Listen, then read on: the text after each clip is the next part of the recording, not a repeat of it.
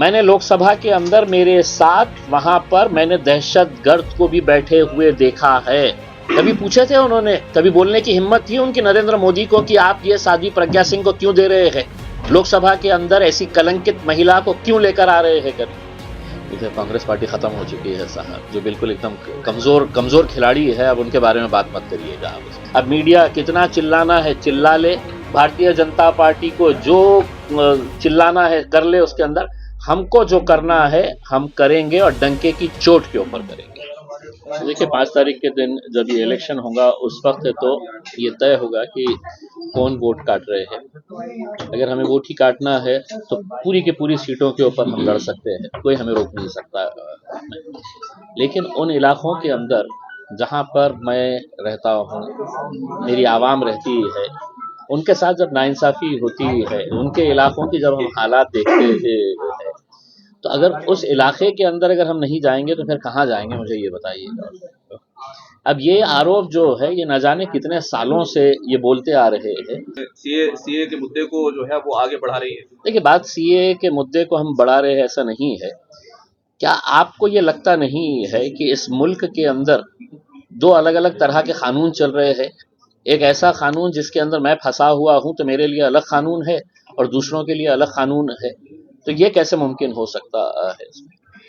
अगर किसी आरोप के अंदर आपने किसी को गिरफ्तार किए है तो उसकी प्रॉपर हियरिंग तो करवाइएगा। उसके अंदर क्या जिंदगी भर आप, कल आप मुझे ये जवाब दीजिएगा, ऐसे कितने केसेस है कि जहां पर किसी एक नौजवान लड़के को 8-8, 9-9 साल जेल के अंदर रखने के बाद अदालत उसको बाइज्जत बरी कर देती है।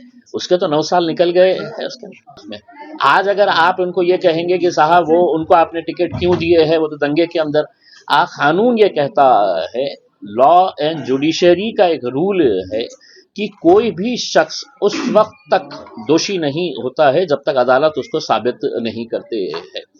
Until proven guilty a person is considered innocent. तो अदालत ने दी नहीं है। अब पूरा मीडिया ही बवाल करके बैठा हुआ है, पूरा भारतीय जनता पार्टी सड़क के ऊपर चिल्ला रही है कि इनको टिकट क्यों दिए है करके। ये तो सिर्फ आरोपी है।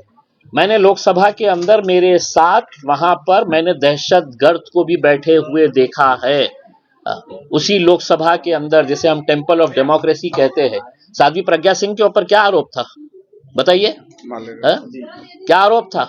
उनकी किसी को तकलीफ नहीं है और हमें ज्ञान बांटने के लिए चले है उसमें।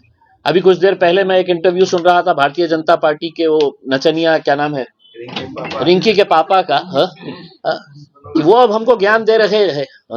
कभी पूछे थे उन्होंने, कभी बोलने की हिम्मत थी उनकी नरेंद्र मोदी को कि आप ये साध्वी प्रज्ञा सिंह को क्यों दे रहे हैं, लोकसभा के अंदर ऐसी कलंकित महिला को क्यों लेकर आ रहे हैं करके? हिम्मत थी उनकी बोलने की? अब मीडिया कितना चिल्लाना है चिल्ला ले, भारतीय जनता पार्टी को जो चिल्लाना है कर ले, उसके अंदर हमको जो करना है हम करेंगे और डंके की चोट के ऊपर करेंगे। मैं, आप ये समझ लीजिएगा कि जिंदगी भर लोग है तो आपको एक इज्जत की नजर से देखेंगे कि ये वो शख्स है जिसने अपने एक मजलूम भाई के लिए अपनी कुर्सी को ठोकर मारा और उसने उनका साथ दिया है करके। अमानत भाई कभी दिल से सोचिएगा उसमें कि आप भी जेल की जिंदगी गुजार के आए हैं, आज इनके घर में क्या हो रही है करके। सियासत के अंदर है तो 2 कदम अगर पीछे हट गए तो इसका मतलब ये नहीं होता है कि तुम खत्म हो गए। कांग्रेस पार्टी, देखिए कांग्रेस पार्टी खत्म हो चुकी है साहब, जो बिल्कुल एकदम कमजोर खिलाड़ी है। अब उनके बारे में बात मत करिएगा आप उसमें। और मैं तो ओखला की आवाम से ये अपील करना चाहूंगा, अगर इस बार अगर अपने जमीर को जगाए नहीं तो शायद अगली बार तुम्हारे लिए कोई खड़े नहीं रहे इसमें। ये तो गढ़ है साहब, ये यहाँ पे दीवानों की फौज है। ये यहाँ पे नौजवान लड़के जो है ये असदुद्दीन अवैसी साहब के दीवाने हैं। ये मजलिस के चाहने वाले लोग हैं। अगर ऐसे इलाकों के अंदर नहीं जाएंगे तो फिर हम कहाँ जाएंगे? जितने सीटें हम लड़ा रहे हमारे लिए छोड़ दीजिएगा उसमें।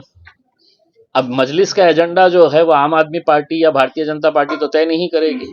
कितनी सीटें लड़ाना है, कहाँ पे लड़ाना है, किसको लड़ाना है, ये हम तय करेंगे या अरविंद केजरीवाल हमको बताएंगे कि नहीं साहब यहाँ से लड़ो ना, तुम वहां से लड़ो ना, इसको टिकट दो ना करके? ऐसा नहीं होगा ना, हमारी पार्टी है, हम तय करेंगे। देखिए भारतीय जनता पार्टी ने कई मर्तबा ये साबित कर दिया है कि हम इस मुल्क की अदालत को नहीं मानेंगे। उन्होंने कई मर्तबा ये अपने एक्शन के ज़रिए ये साबित कर दिए हैं कि सुप्रीम कोर्ट हो या हाई कोर्ट हो, हम जो बोलेंगे वही सही है, हम इनके फैसलों को नहीं मानेंगे। और बड़े अफसोस के साथ ये कहना पड़ता है कि अगर सुप्रीम कोर्ट ने ऑर्डर दिया है और उसके बावजूद भी उसका उल्लंघन हो रहा है, उसको फॉलो नहीं किया जा रहा है, तो कहीं ना कहीं उसके ऊपर भी अदालतों को सख्त रवैया अपनाने की ज़रूरत है, जो नहीं अपना रहे हैं। जामा मस्जिद भी जो है वो 5000 पहले जो है इस्लाम नहीं था, सिर्फ सनातन था। उस टाइम पे जामा मस्जिद की जगह कोई मंदिर था। आज तक पे आज उन्होंने बोला है ये, तो इस पे क्या कहना चाहेंगे?